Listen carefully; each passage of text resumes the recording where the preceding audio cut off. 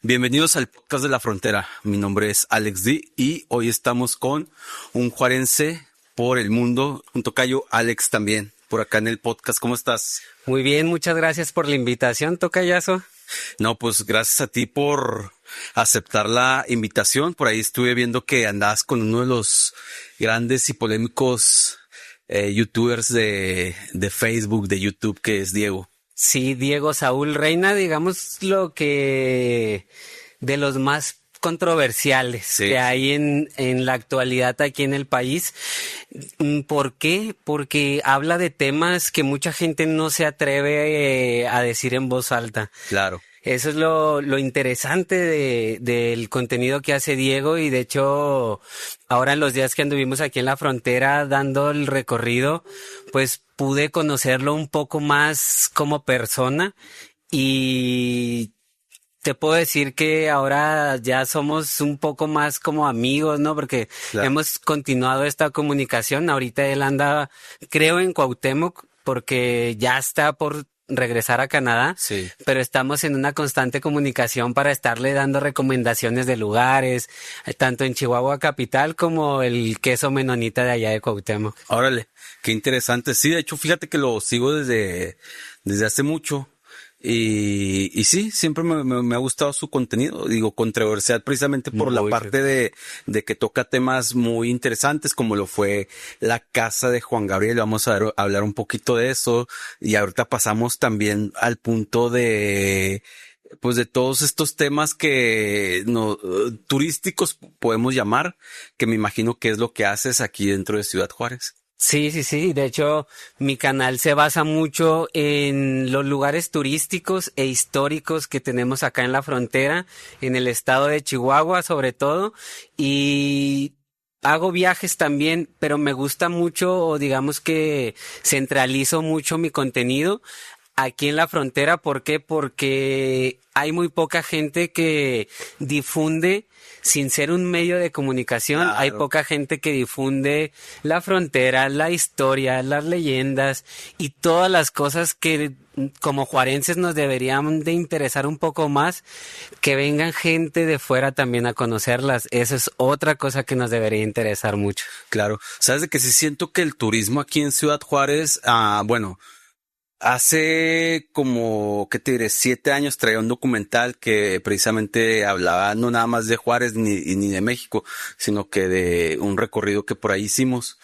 Y siento que falta como no sé tú con cómo te has topado y con quién te has topado, pero siento que a veces falta como esa empatía y como que no le ponen tanta atención como debe de ser a Ciudad Juárez. Creo que tenemos cosas muy buenas, históricamente, como lo has mencionado, que se le puede sacar más jugo.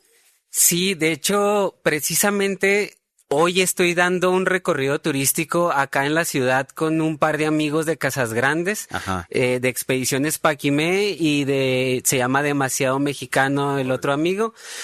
Precisamente es lo que les comentaba. En Juárez siempre hemos escuchado que dicen, en Juárez no hay nada que hacer. No tenemos nada que hacer en la ciudad. Pero lo sorprendente es que venga gente de fuera interesada, a conocer la historia de nuestra ciudad. Sí. ¿Por qué la gente de aquí no le interesa? La gente de Juárez, la mayoría no va al centro de la ciudad. Exacto. O sea, ese tipo de detalles, ahí te das cuenta que la gente la sociedad fronteriza no está muy abierta a ese tipo de cosas aquí. Sí, se me hace muy raro, fíjate, porque hay veces que he andado así con amigos, o hay veces random que me toca ir a hacer un video allá a Samalayuca o a las dunas, y me sorprende que gente de aquí misma no ha ido a las dunas. Y mucha Sí, gente no, no, que no. viene de otro, o sea, pues de Estados Unidos, me ha tocado de Colombia, de otros lados, dice, o sea, han escuchado y quieren ir o sea, lo ven las dunas como si fuera algo bien que son. Es que realmente lo es algo magnífico, es algo que no tiene, muchas partes del mundo no tienen una duna como la que tenemos nosotros. Exacto, pero piensan que dicen, que voy al desierto. O sea, piensan como que dicen, no hay nada. ¿Tú qué opinas acerca de eso? Es que lo raro es que a la mayoría de gente aquí en Juárez o en el estado de Chihuahua no le gusta estas zonas desérticas, ¿no? ¿Por qué? Porque tal vez Chihuahua siempre hemos querido tener a un lado el mar. No sé por qué Chihuahua... Es lo único que le falta, de hecho. Sí, o sea... Es lo único que le falta. Oye, los de Juárez se lo mantienen en Puerto Peñasco, en Mazatlán, sus vacaciones... De mucha gente sus vacaciones son para allá.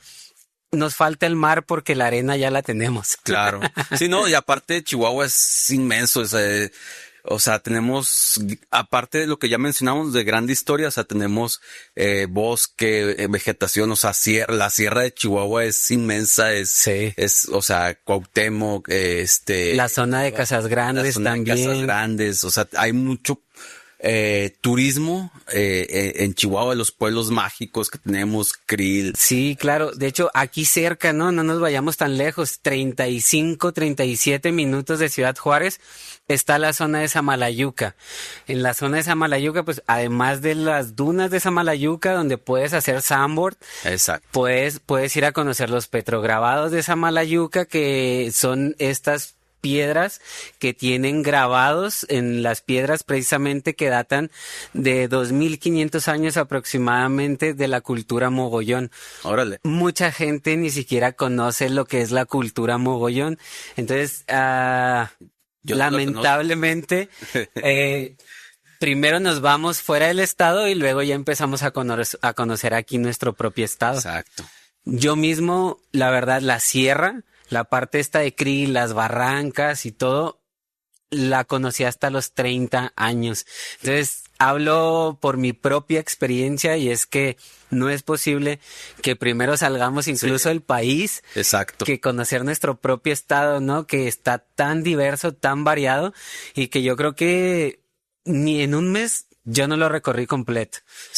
No lo recorrí. Sí, no, o sea, es que sí, es inmenso. Aparte, creo que te tienes que estar deteniendo a cada lugar y estar ahí sumergido en cada punto, porque sí, o sea, repito, o sea, la gente es diferente, o sea, simplemente cuando vas a Cuauhtémoc, o sea, otra cultura, ya te topas con otra cultura. Tres culturas, ¿no? Una sola ciudad. Ahumaras, mexicanos. Y mestizos. Exacto, entonces ya es como que dices, canijos, o sea, y sigo estando en México y muchas veces lo raro que se nos hace es que en Chihuahua y siento que, no sé por qué no se le ha puesto, o bueno, sí se le ha puesto la atención, pero no el potencial de sentir que es parte de México, porque si te fijas, o sea, hablamos de, no sé, de todo el centro del país y el sur del país, Oaxaca, Veracruz, no sé, Michoacán, Ciudad de México, la Huasteca Potosí, o sea, todas esas partes creo que son como muy, muy turísticas. Y hay veces, porque me ha tocado grabar así gente que ha venido de precisamente Chiapas, de México y vienen para acá y dicen, wow, o sea, no había conocido para acá. O sea, se sorprenden como que dicen, sí, no sabía ni siquiera que existía. De hecho, uno de ellos es Diego Saúl Reina, ¿no? Que él viene de la frontera sur, o digamos que de Chiapas, ¿no? No viene de la ciudad que es frontera, pero sí de Chiapas. Él me comentaba que no tenía idea absoluta de que Chihuahua tuviera tanta diversidad.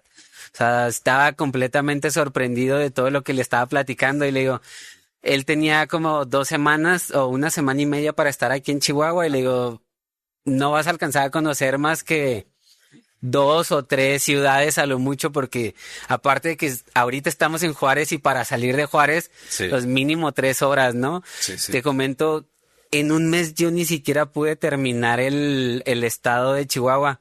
El año pasado, en septiembre del año pasado, hice un recorrido ciclista por todo el estado, por lo más que pude del estado de Chihuahua. No lo recorrí todo, pero traté de recorrer lo más que pude. el recorrido ciclista fue para hacer donativos o apoyar una causa para un albergue que se llama la Tenda di Cristo. Órale. Entonces empecé a apoyar a la Tenda di Cristo y empezamos a hacer una campaña de donativos, la cual yo me la llevé en el recorrido ciclista. Wow. Y ya en el recorrido, esto fue nuevo, se fue integrando al plan.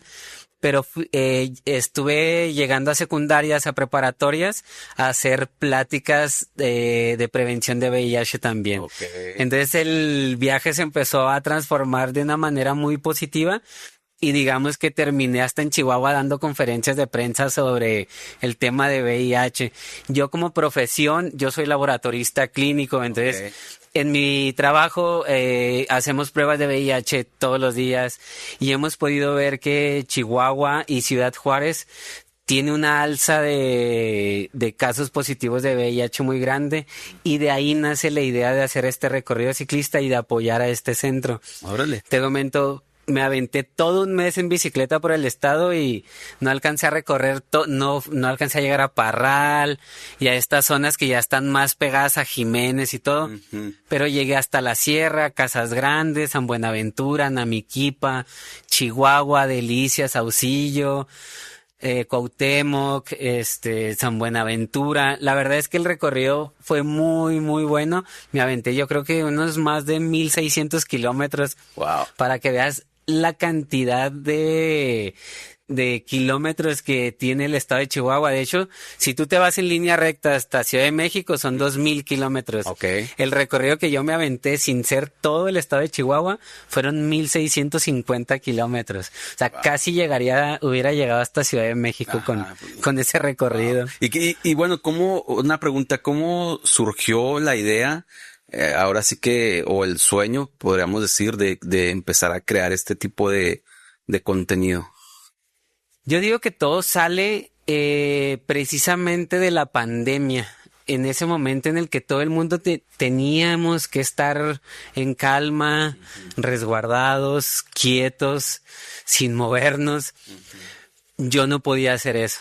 ¿Por qué? Porque, como te comento, yo soy laboratorista clínico, entonces yo todos los días tenía que hacer pruebas de de COVID. Okay. Entonces yo no pude estar en mi casa descansando ni nada, sino que empiezo a trabajar. De hecho, mi trabajo aumenta al 200, 300%. Y de ahí inicia como esta idea de me voy a volver loco si solamente estoy con pacientes COVID todo el día. Entonces, de ahí empiezo como que tengo que buscar algo que me entretenga, que me saque de la monotonía y empiezo a tomar fotos de lejos, ¿no? Empiezo a tomar fotos y de ahí empiezo como que a grabar todo lo que estoy viendo y después empiezo a visitar lugares que no hay nadie, gente. Sí. Y empiezo a grabar yo solo, me quité el cubrebocas y ahí como que grabé un video en el Exhipódromo. Sí. Estaba completamente solo, entonces me sentí en confianza. Y ya una vez vi ese video y dije, creo que voy a continuar, voy a hacer un video nuevo, pero ahora con un tema en específico y poco a poco me fue llevando a hablar sobre la historia de la ciudad, que a fin de cuentas, desde niño a mí me encanta hablar de historia con gente adulta, ¿no?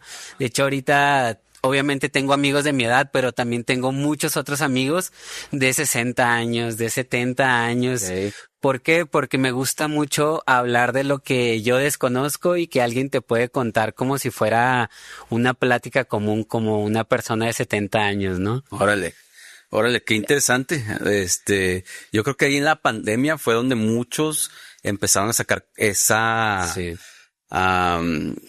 creatividad y como esas ganas de crear contenido.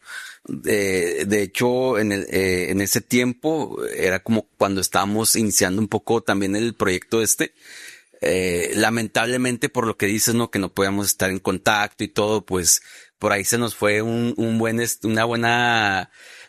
porque en ese tiempo hubo un boom con los podcasts. Sí, demasiado. Y entonces había mucha gente que también lo consumía, entonces fue como que unos despegaron así. Claro. Y bueno, a nosotros nos tocó esperar y tener como paciencia, tenemos como 5 años con el podcast y ahorita es como que bueno, pues ya está ahí agarrando. Posicionado. Ajá, entonces, digo, qué chido, ¿no? O sea, que al final de cuentas, gente como tú, gente como nosotros de Juárez, o sea, que hay ese talento y esas ganas de poder mostrar cosas de aquí, porque también, sí, fíjate que últimamente me ha aparecido varios videos en YouTube, sobre todo, de gente que anda ahí en la ciudad haciendo. Sí, ya también los he visto. De hecho, a mí me da mucho gusto también ver que más gente cada vez se sume a esto, porque me parece muy importante que hayamos muchos, no solamente 1, 2, 3, no, sino que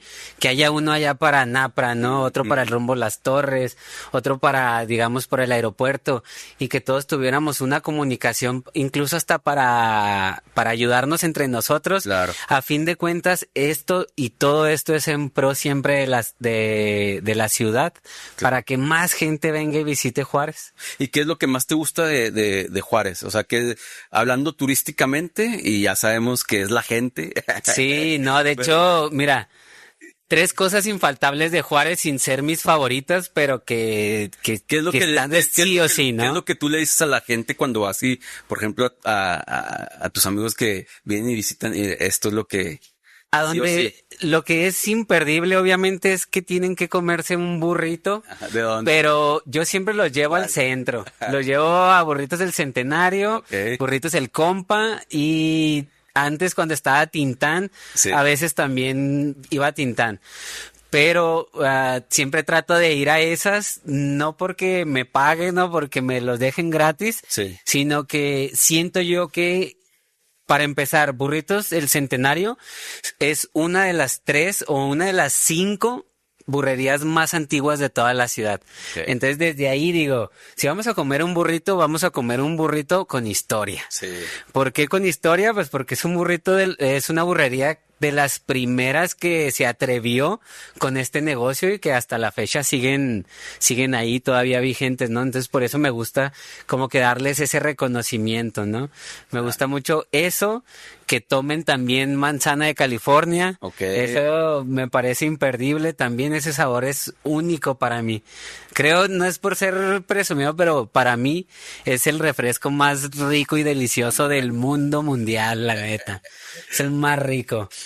Y otra cosa, que conozcan un poco más sobre el amor que le tenía Juan Gabriel a esta ciudad y por qué, ¿no?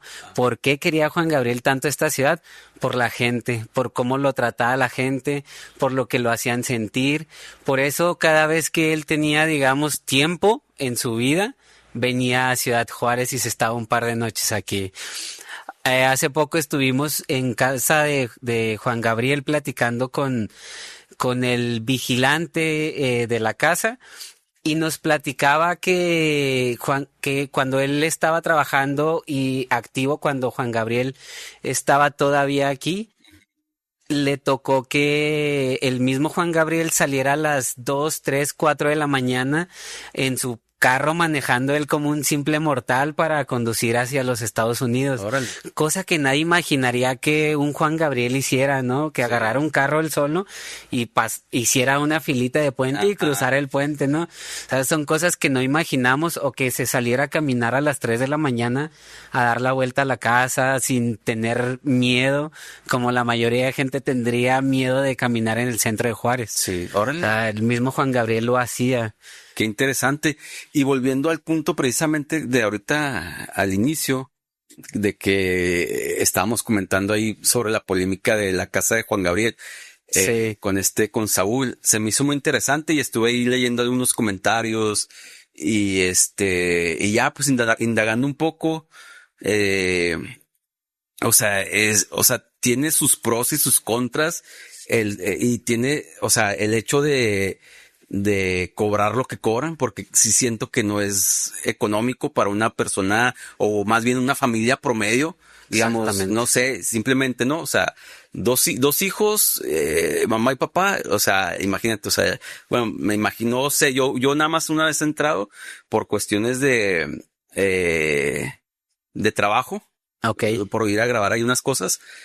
pero no sé si tengan también acceso, o sea, si a los niños les cobren algo o así. Sí, todos pagan. Entonces, todos pagan. O sea, imagínate ir simplemente ahí, o sea, y un recorrido muy, muy pequeño porque realmente, o sea, bueno, yo no entré así directamente a la casa, pero sí la parte ahí que nos mostraron, o sea, digo, Sí. pues está suave, pero sí como que dije, no siento que tenga la magia tanto así para cobrar esa cantidad. Es que no es un museo. O sea, es una casa que resguarda todo lo... Y ahí te va, no todo lo que está dentro de esa casa está ahí desde que vivía Juan Gabriel. Tengo una pregunta, porque eso sí no sé y lo vi en los comentarios. O sea, eso que se cobra, ¿es verdad que va para una fundación, algo así? No, mira, ahí te va. ¿O cómo está el rollo? Eh, Porque digo, si fuera así, pues bueno, eso es lo que diría. sí, claro, Tiene estaría, un poco más estaría muy bien, ¿no? Tenía sentido, pero que aún así es mejor bajar el precio y que vaya más gente. Así es. Pero bueno. Mira, haz de cuenta que cuando pasa toda esta tragedia, ¿no? De que muere Juan Gabriel, empiezan toda una disputa de sus propiedades. El hijo, Iván, es el que es el apoderado, digamos, legal de la casa de la 16 de septiembre. Sí. Él consigue, digamos, como un tipo acuerdo o apoyo de parte del municipio de Cruz Pérez Cuéllar para inyectarle dinero a ese lugar como museo. Se dice que se le dio alrededor de 50 millones de pesos para la remodelación del museo de la casa de la 16 de septiembre. Cuando yo me entero de que hay dinero de impuestos, Sí. yo creí que gracias a esa inversión que estaba haciendo nuestro municipio, porque yo pensaba que era una inversión, yo creí que por lo menos la gente de Ciudad Juárez con una identificación de Ciudad Juárez no íbamos a pagar. Sí, como lo es en Cancún. Como lo es en todos lados. O que vas a... Claro. Ahí en la Ciudad de México las pirámides. Yo pensaba que era así, entonces al inicio que yo vi la inversión dije, así va a ser, qué chido, no, todo va a estar muy bien. Y que ándale, cuando abren el museo, 370 pesos para entrar al museo por persona, seas niño, seas adulto, seas persona de la tercera edad. No manches. Y lo peor de todo, es que el dinero va para privados, o sea, el museo tiene un fin privado.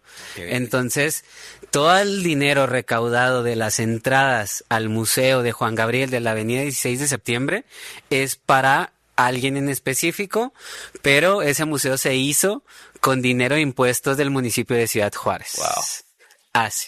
Qué interesante. Yo creo que al final de cuentas, o sea, digo, no podemos señalar a quién, pero siento que ha de ser alguien que no le interesa. O sea, que no es ni siquiera hasta aquí y dice, pues que Sí. corra y que pague, que cobren lo que tengan que cobrar y que las ganancias sean las que tengan que ser. Al final de cuentas, yo estoy acá chido y tan, ¿no? Sí, lamentablemente, parte de los dirigentes del museo son personas y personal que trabajaron con el mismo Juan Gabriel en vida y que él mismo en vida había despedido por desfalco de dinero. Fíjate. Y ahora vuelven a trabajar en su nombre. Entonces, creo que aquí tenemos que poner mucha atención los juarenses para saber si queremos ir a un lugar así o no y pagar esa cuota.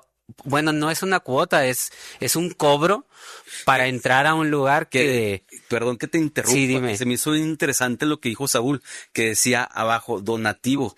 Claro, ahí dice que ahí no lo tienen como un cobro, lo tienen como un donativo, pero yo le comentaba a Saúl, le digo, ¿tú crees que un donativo te van a exigir una cantidad de pesos? O sea, por eso es un donativo, ¿no? Tú vas a dar lo que tú quieras donar. Sí, como cuando pasan los botecitos de la Cruz Roja. Sí, ese es un donativo, pero esto para mí me parece que le tendrían que cambiar más como el concepto a cuota de recuperación. Exacto.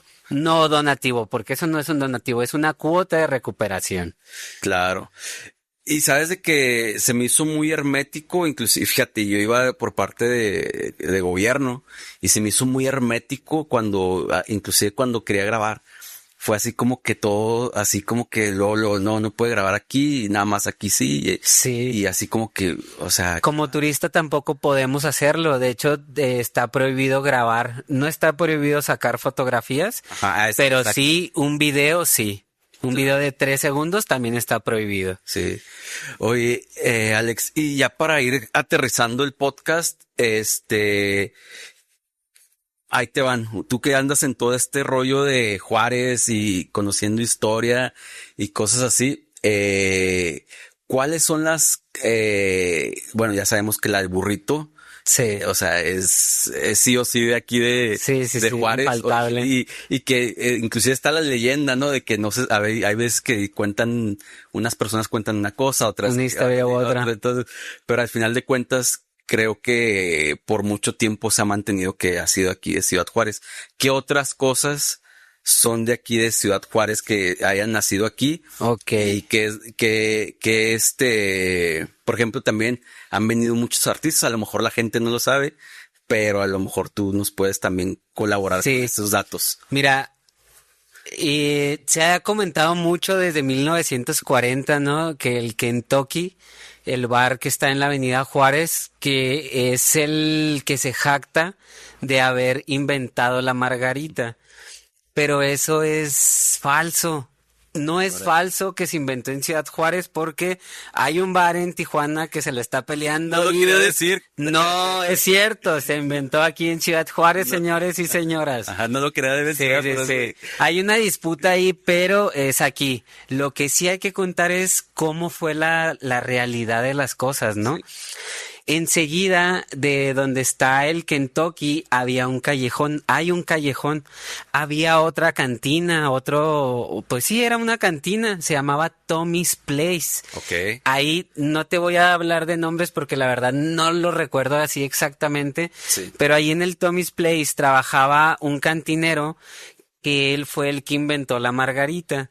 Entonces se cuenta que ese señor trabajó en el Kentucky algún tiempo, lo cual es mentira. También se decía que otro cantinero del Kentucky era el que había inventado la bebida. Sí. También es falso. Lo que no es falso es que se inventó en Ciudad Juárez. Eso sí. Yo nunca he desmentido hasta el día de hoy, es la primera vez que lo digo en cámara, Sí. esto sobre el Kentucky, pero nunca había querido hablar yo sobre esto porque me parece una historia muy positiva para la ciudad, Claro. a pesar de que no sea el Kentucky el original donde se hizo la primer margarita en Juárez. A mí me da mucho gusto que haya un lugar que siga manteniendo la historia y que siga trayendo incluso a gente de Estados Unidos a que vayan a tomarse una margarita nada más porque tienen la historia y la placa que en 1940 Sí. se inventó la bebida, ¿no?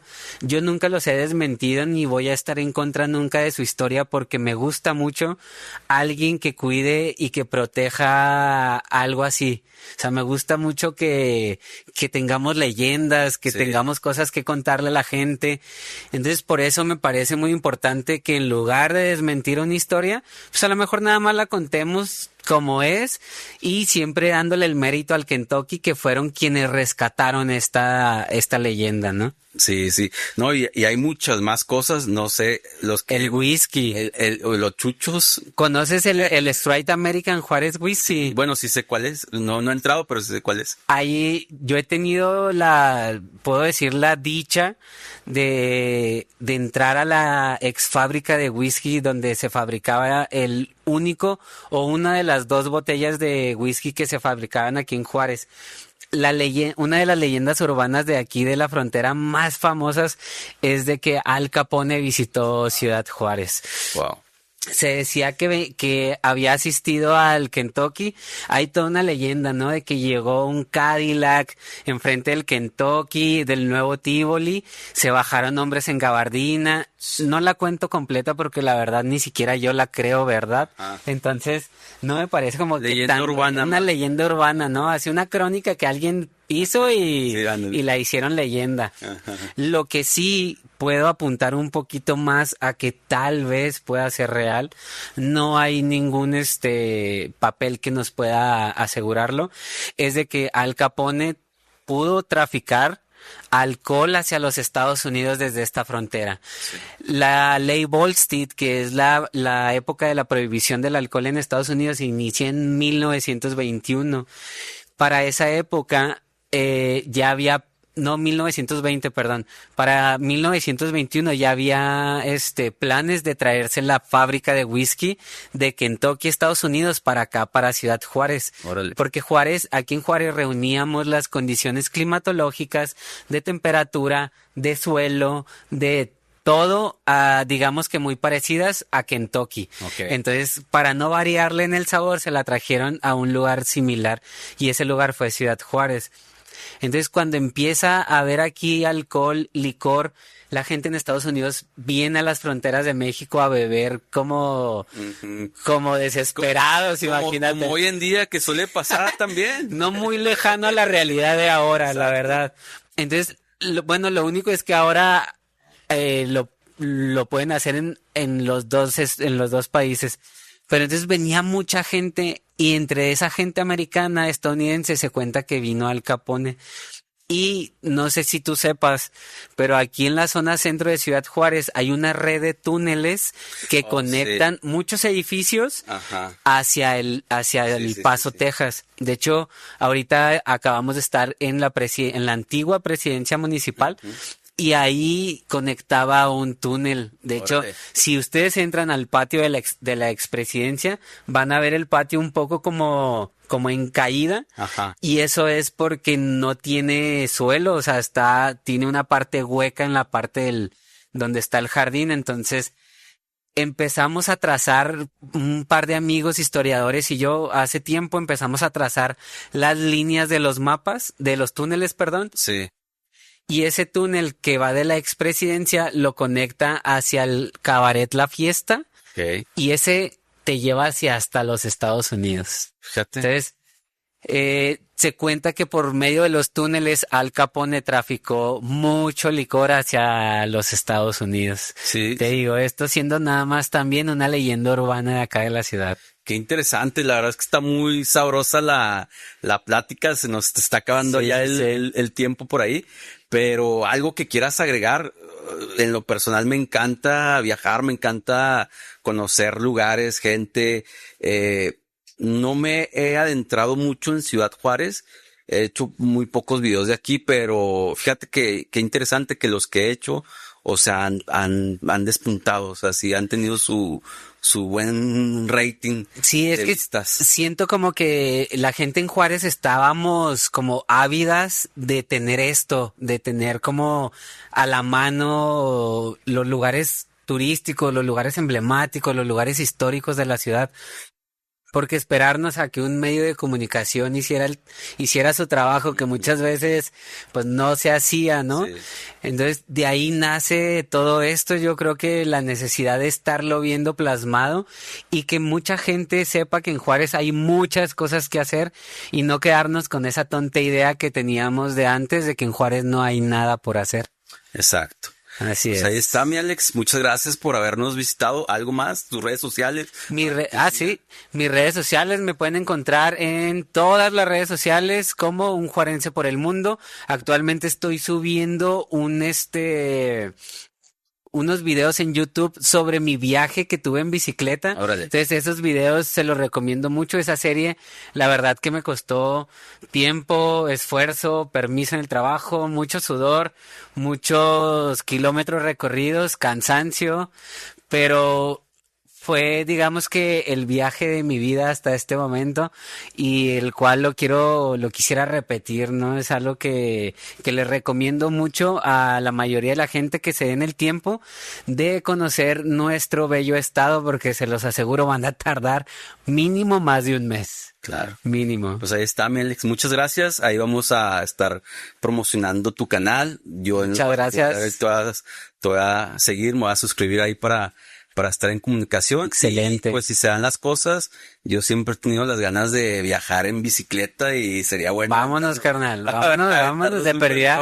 Si quieres nos vamos de perdida a Malayuca, Villahumada, algo sí, para carnal. Que empieces, pero vámonos. No, yo estoy puestote, carnaleta. Yo nada más me dicen y yo busco permiso del trabajo. Ahí El está. trabajo es lo de menos. Amigos, muchas gracias por seguirnos aquí en el podcast de La Frontera. Síganos en todas nuestras redes sociales. Vamos a estar ahí subiendo lo mejor, Reels. Y aquí tuvieron a un juarense por el mundo, mi tocayo, el Alex. Cuídense, amigos. Un abrazote. Chao. Hasta luego.